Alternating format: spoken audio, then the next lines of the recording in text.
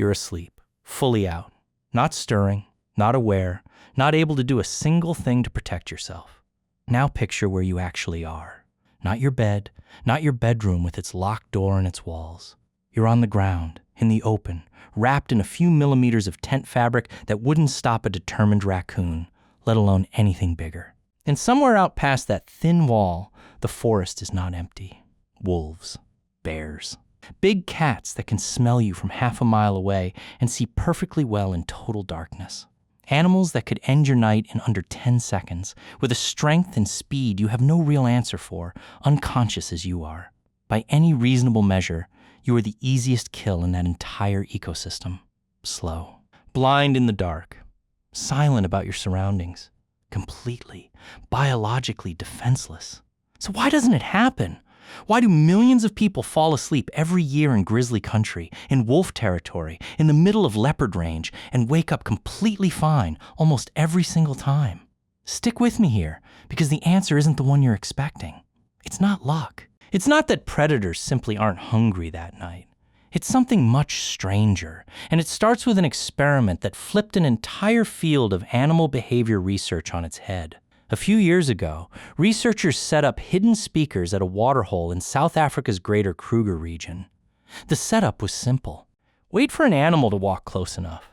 An elephant, a giraffe, a rhino, a hyena. Then trigger a sound. Sometimes it was a lion snarling. Sometimes it was gunfire.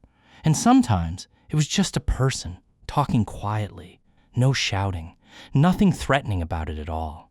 Here's what they found. And it's the kind of result that makes scientists sit up straight. Across 19 different species, the animals didn't just react to the calm human voice. They reacted to it worse than they reacted to an actual lion. They fled almost twice as often. They abandoned the water they needed to survive nearly 40% faster than when they heard a genuine apex predator growling 10 feet away. Elephants, animals that can and do kill lions when they're cornered, didn't stand their ground. They ran from us before the lion even finished its sentence. Lions are supposed to be the scariest thing in that ecosystem, the so-called kings of the food chain. And when given a direct choice between a lion and a human voice, the entire animal kingdom voted the lion the safer option. Hold on to that, because it's about to get stranger. If a calm, unthreatening human voice does that to elephants and rhinos in broad daylight, what is actually happening inside the mind of a leopard standing outside a tent at 2 a.m, listening to a person breathe? Why doesn't it just walk in and finish the job? That question sounds simple. It isn't. And chasing the answer takes us through evolutionary biology, chemistry, sleep science, and one of the strangest ecological discoveries of the last decade. The idea that fear itself, ours and theirs, can quietly reshape an entire continent without a single claw ever touching skin. Let's start with the label scientists have actually started using for us, because it explains almost everything that follows. They call humans the super predator, not as a nickname. It's a term that now shows up in peer-reviewed ecology journals, and it exists because of one brutal comparison. Lions, wolves, and other big carnivores kill a fairly consistent percentage of the adult prey population in a given ecosystem, year after year, a rate that's held roughly steady for millions of years, long enough for prey animals to evolve real defenses around it. Humans blow that number apart. Researchers comparing global hunting and fishing data found that people kill adult prey animals, on average, at rates many times higher than any other predator on Earth. In some cases, more than 10 times higher. We don't just hunt. We hunt at scale, with tools no evolutionary process could ever prepare a species to defend against. A gazelle can evolve to slightly outrun a cheetah over 10,000 generations. It cannot evolve to outrun a bullet. It cannot evolve a defense against a threat it never even sees coming from 300 meters away. So when a giraffe hears a human voice and bolts faster than it would from a lion, that's not an overreaction. That's an animal correctly doing the math on which threat in its environment actually has the higher kill rate. And here's the part that should really grab you. This isn't just an African phenomenon. The same research team behind the Kruger experiment has now documented the identical effect across Europe, North America, and Australia. Wolves in Poland, cougars in California. Even marsupials in Tasmania that have almost no history of being actively hunted by humans still show a measurable fear response the very first time they hear us. Somewhere in their wiring, before any personal bad experience, the alarm is already installed. But here's the detail that genuinely stopped me when I found it. In that Polish wolf study, scientists discovered that wolves have become almost 5 times more active at night compared to daytime, specifically in areas where humans are around during daylight hours. Wolves aren't naturally, exclusively nocturnal animals. They became creatures of the night. They rebuilt their entire daily schedule, hunting windows, resting periods, movement patterns, around simply avoiding overlap with us. That's not one cautious animal making one cautious choice. That's an entire species restructuring its relationship with time itself because of what we represent to it. Which means by the time you're lying in that tent, the animal outside doesn't need to work any of this out in the moment. The caution isn't a conscious decision. It's the compressed, inherited outcome of thousands of generations, where the individuals that treated humans as background noise simply didn't get to pass their genes forward, and the ones that treated every human signal as a 5-alarm warning did. Now here's where it gets even weirder, because the fear isn't just about what we can do to them. It's about something we can't even help doing. The fact that we're an animal predators genuinely cannot read. Most predators, especially social ones like wolves and lions, survive by reading body language. A dominant wolf postures. A submissive one lowers itself, tucks its tail, avoids eye contact. Prey animals broadcast panic through specific, predictable movement patterns that predators have spent their entire evolutionary history learning to exploit. It's basically a shared language running across most of the animal kingdom, predator and prey both fluent in it. We don't play by those rules. A sleeping human offers no dominance display and no submission display. No fight posture, no flight posture. Just stillness and slow, rhythmic breathing that doesn't map onto anything in a predator's threat library. To an animal built to read behavior as its primary survival tool, that silence isn't reassuring.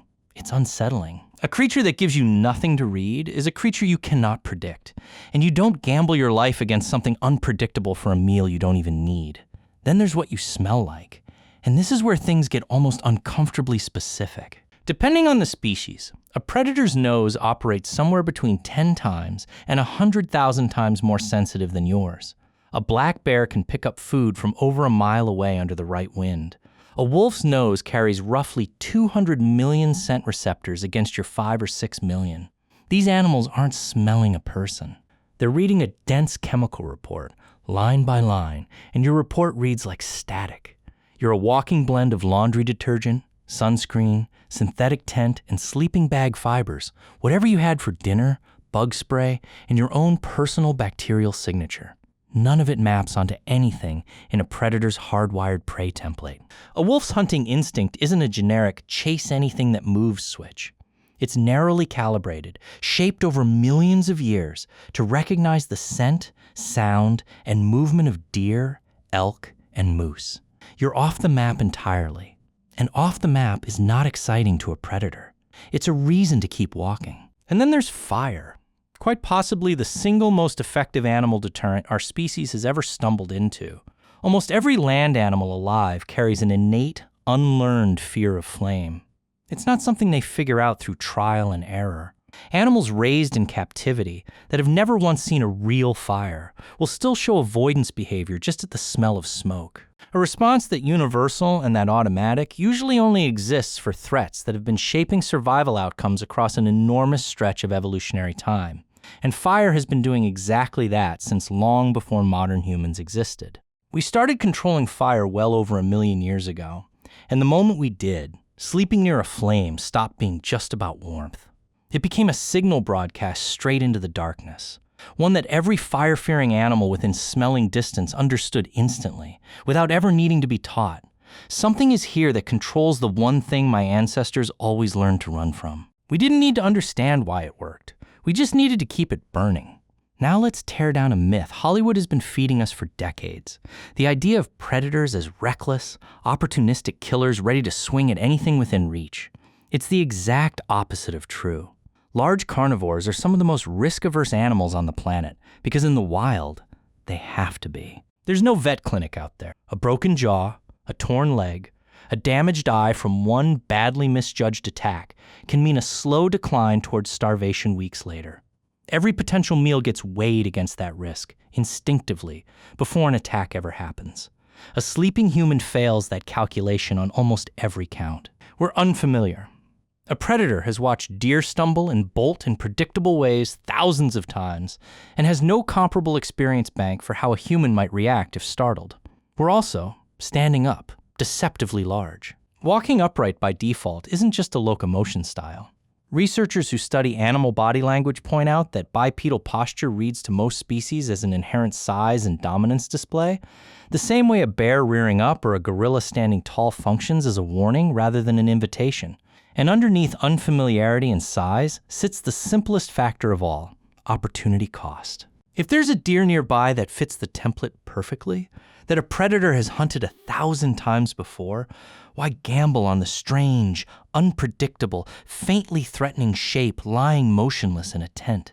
It's worth putting real numbers next to all of this, because most people wildly overestimate the actual danger. Wildlife agencies across North America that track fatal bear encounters typically log only a small handful of deaths per year across the entire continent, against tens of millions of annual campers. You are, by a wide margin, more likely to get hurt driving to the trailhead, slipping on wet rocks near a river, or standing under the wrong tree in a storm than you are to be seriously injured by a large predator while asleep. Mountain lion attacks on humans in the United States average only a few confirmed incidents per year nationwide, and most of those involve daylight encounters with lone joggers or children moving quickly through cougar habitat, not sleeping adults in a group camp with a fire going. That mismatch between how dangerous the scenario feels and how dangerous it actually isn't a coincidence. It's the direct, measurable output of everything we've just walked through. But here's a twist most people never even think to ask about. What's happening inside your own head while all of this is going on outside the tent? Because you're not actually as unconscious as you feel. Sleep isn't one uniform blackout. It's a cycling process, moving between deep, slow-wave stages and lighter stages, including REM, where the brain stays partially tuned to the outside world. Scientists call this the sentinel function of sleep. Even while resting, your brain keeps filtering incoming sound and sensation, and it's specifically built to flag anything unfamiliar faster than anything routine. A twig snapping in a pattern your brain doesn't recognize, a shift in air pressure that comes with something large moving nearby. These are exactly the kinds of signals that pull a sleeping brain toward waking up faster than, say, the wind, which it already knows is safe to ignore. This isn't a coincidence of biology. It's leftover architecture from a brutal evolutionary filter. Deep sleepers who couldn't be roused by an approaching threat, in the world our ancestors lived in, were simply more likely to not make it to morning. Lighter, more responsive sleepers woke up in time, and they're the ones who passed that trait forward. You're running a low-power monitoring system in the background right now, every night, fine-tuned across hundreds of thousands of years for exactly this scenario. And you're almost never actually facing that darkness alone. Humans camp in groups, historically slept in groups, and predators across the animal kingdom understand exactly what a group means, because their usual prey travels in herds and packs too. A predator's entire hunting strategy is typically built around finding the separated individual, the one at the edge of the herd, cut off, isolated. A cluster of sleeping humans offers none of that. It offers the opposite, a group where, if one person stirs and makes noise, several others are likely to wake, turning a clean, quiet ambush into an unpredictable, chaotic mess. Exactly the kind of scenario predators are built to avoid, not chase. Now, before this starts sounding like a guarantee, it isn't one, and pretending predator attacks never happen would be dishonest. They do happen. And when they do, they follow an almost unmistakable pattern. Something has broken the normal equation. A dental injury that makes an animal's usual prey physically impossible to catch. Habitat so degraded that normal food sources have vanished. An animal that's become dangerously habituated because tourists or campers kept leaving food behind, quietly teaching it that humans mean an easy meal instead of danger. Or simply an old predator, past the physical peak it needs to catch anything faster or stronger than a stationary target. The tigers of the Sundarbans mangrove forests, spanning India and Bangladesh, are one of the more sobering illustrations of what happens when nearly every protective factor gets stripped away at once. That region has one of the highest rates of tiger-on-human attacks anywhere in the world, and researchers point to a specific combination of pressures. Shrinking freshwater sources, pushing tigers and people into closer contact, dense mangrove cover that limits a tiger's ability to size up a human from a distance the way it could on open ground, and honey collectors and fishermen who, out of pure economic necessity, move through tiger territory on foot, in silence, without the fire, noise, or group size that normally keeps the odds in humans' favor. It's not that Sundarbans tigers are wired differently. It's that the terrain and the economics of survival there strip away almost every safeguard we've just spent this whole video talking about. That exact pattern.